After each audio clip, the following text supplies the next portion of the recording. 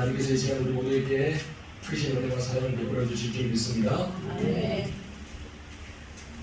초기 기독교가 낳은 위대한 철학가이자 변증가인 성 어거스틴이라는 사람이 있습니다. 어거스틴이 주후 354년에 아프리카의 타카스테에서 태어났습니다. 신앙심이 좋은 어머니 모니카 밑에서 자랐는데요.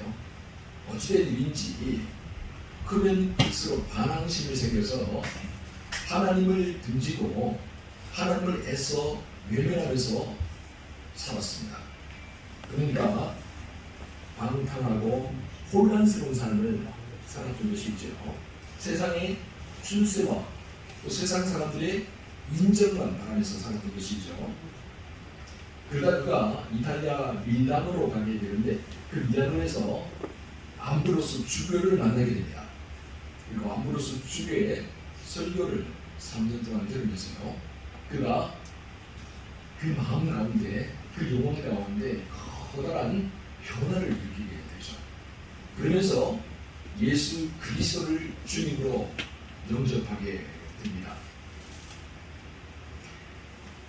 397년에 히포의 주교가 된 그가 3년에 걸쳐서 참회록이라는 아주 유명한 책을 쓰게 되는데요.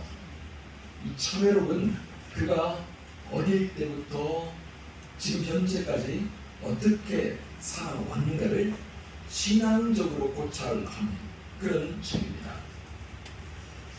이 책을 보면 참 아름다운 기도문들이 참 많이 나옵니다. 그 중에 제10권 27장에 우리를 이끄시는 하나님의 사랑이라는 기도문이 나오는데요. 한번 들어보시기 바랍니다. 오 주님, 그렇게도 오래 되셨지만 동시에 그렇게도 새로운 아름다움이 되시는 당신을 나는 너무 늦게서야 사랑하였습니다. 당신은 내 안에 계셨지만 나는 나 밖에 나와서 당신을 찾고 있었습니다. 그리하여 흉악이 되어버린 나는 당신이 아름답게 만드신 피조물들 속으로 거꾸로 떨어져 들어가고 말았습니다. 당신이 나와 함께 계셨건만 나는 당신과 함께 있지 않았습니다.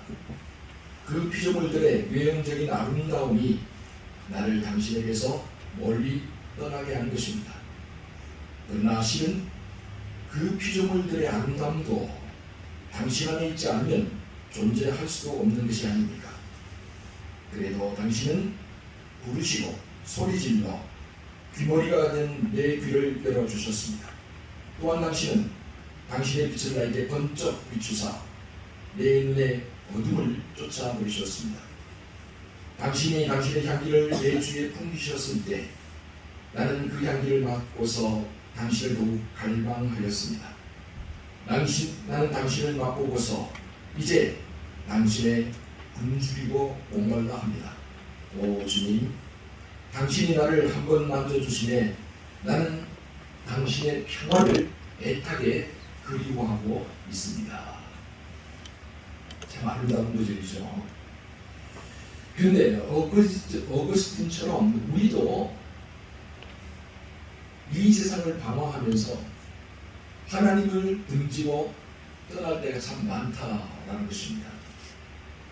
자꾸만 이 세상 속에서 뭔가 만족을, 이 세상 속에서 뭔가 기쁨을 찾으려 할 때가 많다라는 것이죠.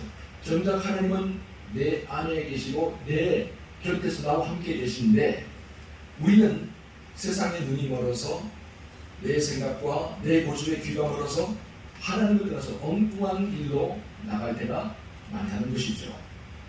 그리하여 흉하게 버려버린 우리는 피조물 속으로 거꾸로 떨어져 버리고 하나님을 떠나 어둠 속으로 떨어져 버릴 때가 많습니다. 그렇게 어둠 속을 방황하게 되면 뒤늦게서야 자기 자신의 잘못을 깨닫게 되죠. 모진 고난을 당하고 환난을 당하고 난 뒤에야 비로소 하나님이 보이기 시작한다는 거죠.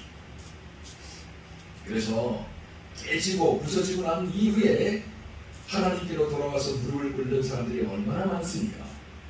오늘 본문에 나오는 요나가 딱 그 모양입니다. 요나는 아수르 니느웨로 가서 하나님의 말씀을 전하라 라는 이 하나님 명령을 받고서 오히려 하나님의 얼굴을 피하여 니느웨와는 정반대 방향인 다시스로 도망을 갔죠. 그러다가 정말 엄청난 고난을 당하게 되었습니다. 죽을 위기에 처할 정도로 말로 다할 수 없는 고난을 당하게 되었습니다. 사람들이 요나를 들어서 바다에 던져버렸고 요나가 바다에 풍덩 빠지게 되었죠. 모든 게 끝난 줄 알았습니다. 이제 요나가 풍랑 있는 바다에 빠져버렸으니 소망도 생명도 다 끊어진 줄 알았습니다. 그런데 그게 아니었습니다. 여러분, 하나님께서 요나를 위해 큰 물고기를 미리 예비해 놓고 계셨습니다. 그리고 그 물고기가 요나를 덥석 삼켜버렸죠. 자, 그렇다면 여러분, 요나가 물고기 뱃속에서 편안했을까요? 아니면 괴로웠을까요? 한번 생각해 보신 적 있으신가요? 여러분 생각에 물고기 뱃속이 호화로운 호텔방 같을까요? 아니면 어둡고 비린내나 썩은 냄새가 나는 그런 시궁창 같을까요? 안 들어가보셨으니까 모르시죠? 근데 상상해보면 다 알지 않습니까? 일단 물고기 뱃속은 빛이 하나도 없는 캄캄한 칠흑 같은 어둠이죠. 전혀 빛이 없는 암흑천지입니다. 그리고 물고기 뱃속은 소화기관이잖아요. 소화기관이라는 말은 뭡니까? 소화액이 끈적끈적하게 나면서 냄새가 지독하게 나는 그런 곳이다 라는 것이죠. 한마디로 말해서 요나가요, 죽음보다 못한 상황에 처하게 된 거예요. 스불론 지파 가드 헤벳에서 하나님의 얼굴을 피하여 욥바로 내려갔던 요나, 욥바에서 배를 타고 다시스로 내려갔던 요나, 배에서 배 밑창까지 내려가서 영적인 깊은 잠을 쿨쿨 자고 있었던 요나, 그 요나가 이제 바다에 던져져서 물고기에 삼켜져서 이제 바다 밑바닥까지 내려가게 되었습니다. 더 이상 내려갈 데가 없습니다. 사람으로서 더 이상 내려갈 데가 없어요. 죽음보다도 못한 상황에 처하게 된 것입니다. 사랑하는 성도 여러분, 이처럼 하나님을 떠난 인생, 하나님의 얼굴을 피하여 도망가는 인생, 그 인생은 추락하기 시작합니다. 하나님과 멀어질수록 그 영혼이 잠들게 되고요, 결국에는 헤어나올 수 없는 어둠의 구렁텅이 속으로 들어가게 된다는 것이죠. 저 깊이를 헤아릴 수 없는 깊은 바다 밑바닥으로 들어갔던 요나처럼 하나님을 등지고 하나님을 외면하면서 살아가는 그 인생이 그런 삶을 살게 된다는 것입니다. 여러분, 우리가 하나님을 믿는 사람이라고 한다면 적어도 무엇보다도 하나님을 두려워할 줄 알아야 됩니다. 진정 하나님이 오늘도 살아서 역사하는 분이라는 사실을 우리가 믿는다면 하나님을 두려워할 줄 알아야 됩니다. 요즘 하나님을 믿는 사람들 중에서 하나님이 없는 것처럼 행동하는 사람들이 얼마나 많은지 몰라요. 교회에서 예배드릴 때는 분명 살아있던 하나님이 교회 밖에만 나가면 어느 때가 없이 사라지잖아요. 하나님이 없는 것처럼 생각하고 하나님이 없는 것처럼 말하고 하나님이 없는 것처럼 행동할 때가 얼마나 많습니까? 하나님은 무한히 자비와 긍휼을 베푸시는 사랑의 하나님이시지만 동시에 징계하시고 심판하시는 공의의 하나님도 된다는 사실 우리가 잊어서는 안 됩니다. 거대한 물고기 뱃속에 들어가서 한치 앞을 내다볼 수 없는 그 바다 밑바닥에서 요나는 그야말로 죽음으로도 못한 삶을 살게 되었습니다. 시간이 얼마나 지났는지 몰라요. 여러분 캄캄한 동굴 속에서 한번 지내보세요. 마치 한 시간이요 하루처럼 그렇게 깁니다. 시간이 어떻게 하는지 몰라요. 자기가 알고 자기가 사랑했던 사람들이 어떻게 됐는지 몰라요. 요나는 세상과 완전히 단절된 자기 혼자 있는 그런 삶을 살게 된 거죠. 그제서야 요나가 기도하기 시작합니다. 본문 1절 우리 함께 읽어보도록 하겠습니다. 본문 1절 시작. 요나가 물고기 뱃속에서 그의 하나님 여호와께 기도하여. 여러분 요나는 이전에 하나님께 기도하지 않았습니다. 성경을 보세요. 요나서 1장을 열심히 읽어보세요. 기도하지 않았습니다. 아니 하나님이 없는 삶을 살았잖아요. 하나님이 보낸 선지자였음에도 불구하고 기도하지 않았고 하나님이 없는 것처럼 살았잖아요. 아수르 니느웨로 가서 복음을 전하라는 명령을 받은 이후에도 그는 기도하지 않았고 하나님의 얼굴을 피해 몰래 도망가는 삶을 살았잖아요. 심지어 선원들이 요나에게 너희 하나님께 기도해라 우리가 죽게 생겼다 라고 말할 때도 기도하지 않았어요. 그러면서 한다는 말이 뭡니까? 나를 들어서 바다에 던져라. 하나님을 믿는 사람이 하나님의 사명을 받은 선지자가 기도하지 않아요. 하나님을 믿는가 말을 하면서도 하나님이 없는 삶을 살고 있는 거죠. 그랬더니 그가 물고기 뱃속에 들어가서 저 깊은 바다 밑바닥에 가니까 비로소 진지하게 기도했습니다.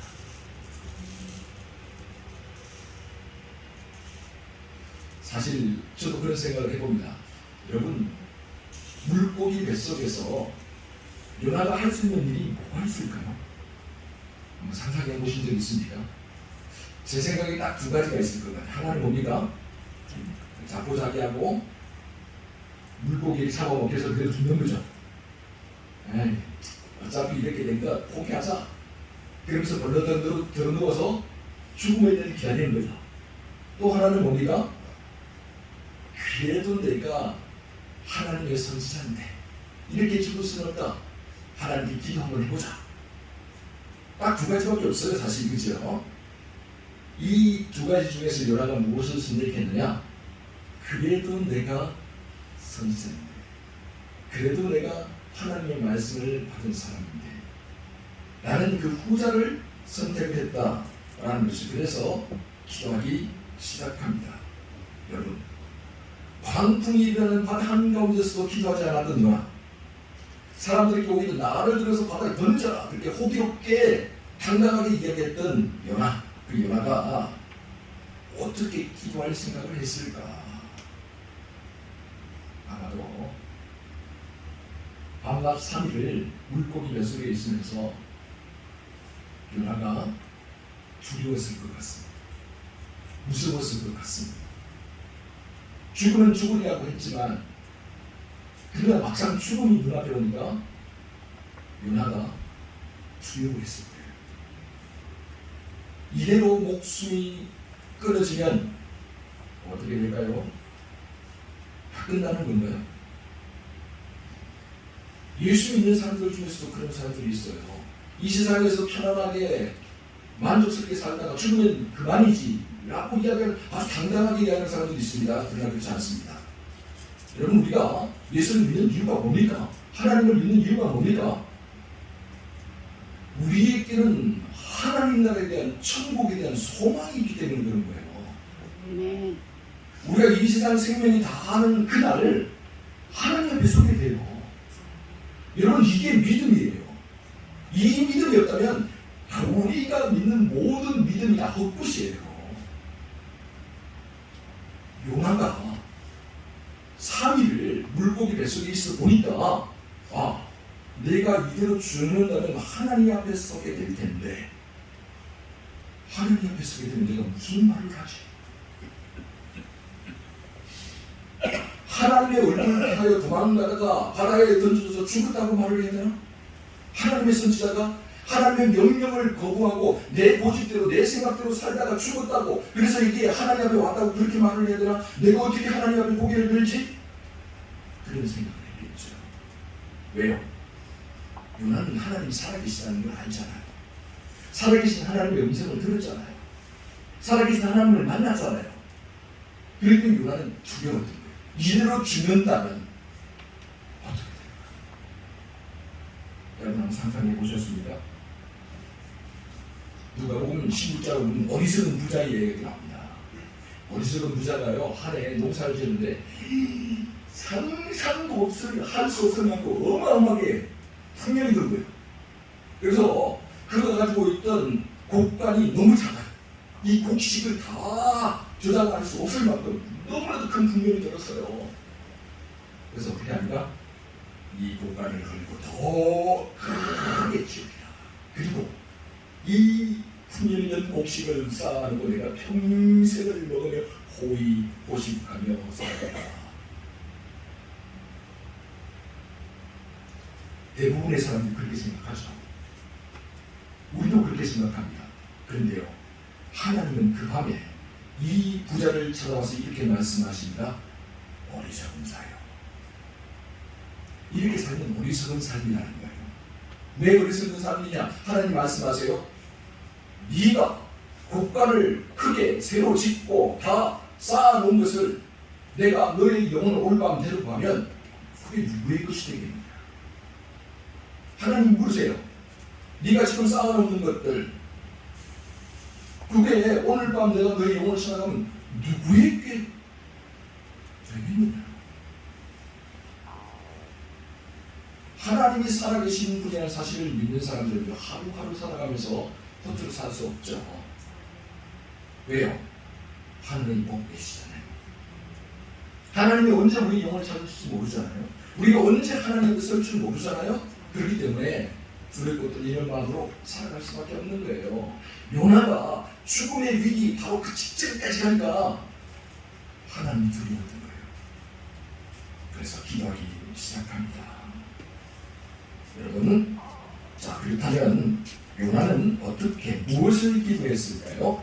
우리 요나의 기도에서 우리가 두 가지를 주목해 볼 필요가 있습니다. 첫 번째, 요나는 그 거대한 물고기 뱃속에서 주의 성전을 바라보았다는 사실입니다. 우리 본문 4절 다시 한번 읽어볼까요? 4절입니다. 시작. 내가 말하기를 내가 주의 목전에서 쫓겨났을지라도 다시 주의 성전을 바라보겠다 하였나이다. 아멘.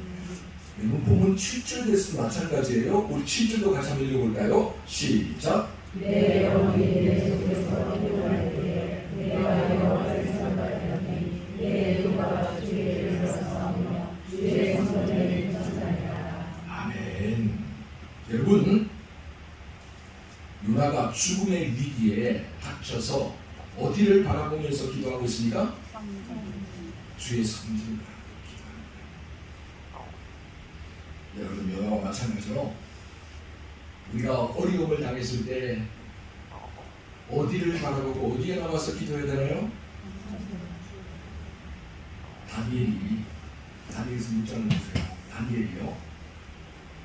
모든 사람들이 지금 다니엘을 주목하고 있어요. 다니엘이 조금만 잘못하면 잡아 죽이려고 모든 사람들이 다 다니엘을 주목하고 있는 그 와중에서 다니엘이 왕이 아니라 다리오 왕이 아니라 하나님께 절만하면 당장에 잡아서 사자굴에 던지려고 그 순간에도 다니엘이 예루살렘을 향해 난 창문에서, 그 창문에서 예루살렘을 향해서 하루에 3번씩 절을 하며 예루살렘 성전을 기억하며 기도했다는 사실.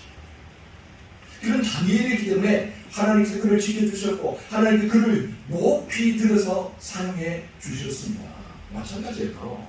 여러분, 요나도 그랬고 다니엘도 그랬고 오늘 우리도 역시 마찬가지입니다. 우리가 살아가다 보면 어려움을 당하게 되죠. 고난을 당하게 돼요. 우리가 예기치 못했던 정말 죽음의 위기까지 우리가 다다를 수 있어요. 그때 우리가 해야 될 일이 뭡니까? 주의 성전에 나가서 주의 성전을 바라보며 간절히 기도합니다. 두 번째, 요나는 거대한 물고기 뱃속에서 감사했다는 사실을 우리가 또 주목해 볼 필요가 있습니다. 본문 9절 한번 같이 읽어보겠습니다. 9절입니다. 시작. 나는 감사하는 목소리로 주께 제사를 드리며 나의 사원을 주께 갚겠나이다. 구원은 여호와께 속하였나이다 합니다. 비로소 요나가 다 잃고 나니까 감사합니다. 물고기 뱃속에 들어가보고 기분 바다 밑바닥까지 내려가보니까 비로소 비로소 답답한 인생이죠. 그런데요, 중요한 건 뭐냐면 이 감사가 우리의 인생을 바꾼다는 사실. 여러분, 감사가 인생을 바꿉니다. 기억하세요. 우리가 아무리 어려움을 당하고 우리가 아무리 모든 걸 다 잃었다 해도 감사를 잃지 않는다면 우리에게 소망이 있습니다. 우리가 감사하는 마음으로 주님 앞에 설 수 있다면 아직까지 우리에게는 길이 있어요. 그러나 여러분, 감사를 잃어버린 인생, 감사를 잃어버린 삶은 그 자체가 이미 죽은 삶이에요. 죽어가고 있는 삶이에요. 그러므로 감사를 잃지 말아요. 감사할 때 왜 우리가 이 땅에 살아야 되는지, 하나님께서 왜 나를 이곳에 두었는지 그 사명을 알게 되고 내가 있는 이유를 알게 되고 내가 해야 될 일을 알게 되는 거예요. 요나는 비로소 물고기 뱃속에 들어가서 저기 바다 밑에 들어가서 비로소 감사를 하게 되고, 그래서 그가 해야 될 일이 뭔지, 그에게 주어진 사명이 뭔지를 다시금 깨닫게 되었다라는 것이죠. 그래서요, 성경에 이렇게 말하죠.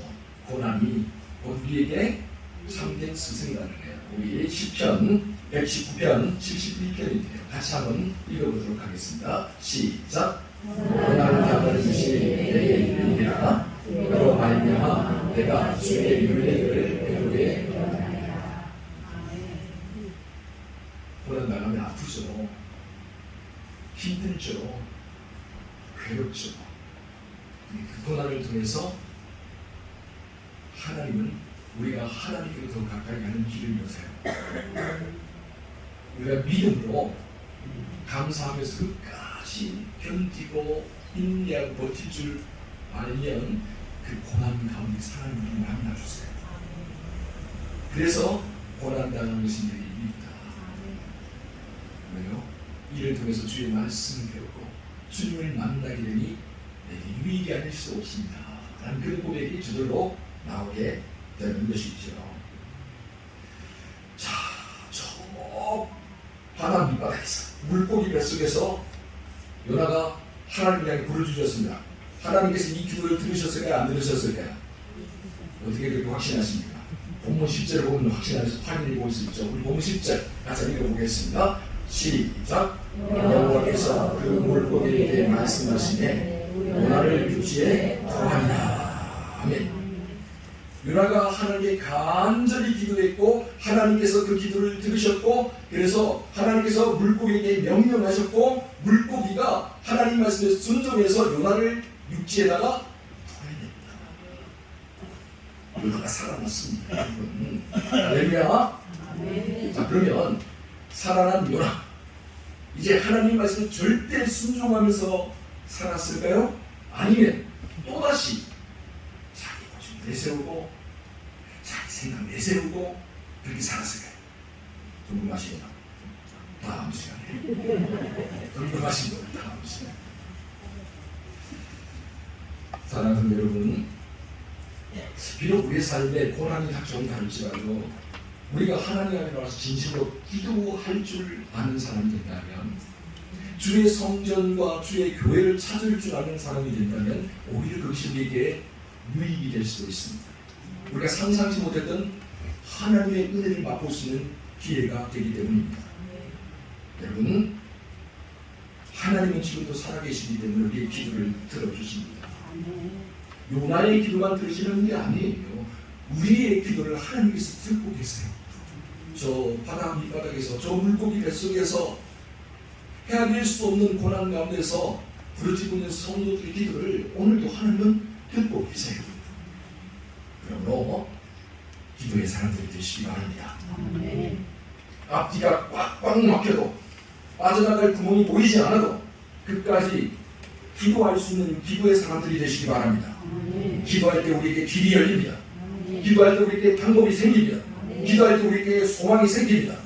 주님 말씀하셨죠. 기도 외에는 이런 유가 나갈 수 없느니라. 그러므로 언제 어디서나 어떤 상황에 처하든지 기도의 사람들이 다 되시기를 주의 이름으로 축원합니다. 기도하겠습니다. 사랑하는 주님, 우리가 물고기 뱃속에 있든 아니면 저 깊은 바다 밑바닥에 있든 우리에게 주어진 환경과 조건이 어떠하든지 기도하는 사람들이 되게 하여 주옵소서.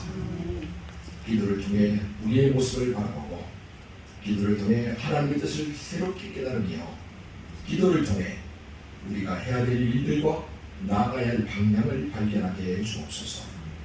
참으로 오늘 이 자리에 모인 우리 모두가 진정한 기도의 사람들, 기도의 용사들이 되게 해 주옵소서. 이 모든 말씀을 우리 주 예수 그리스도의 이름으로 기도하옵나이다.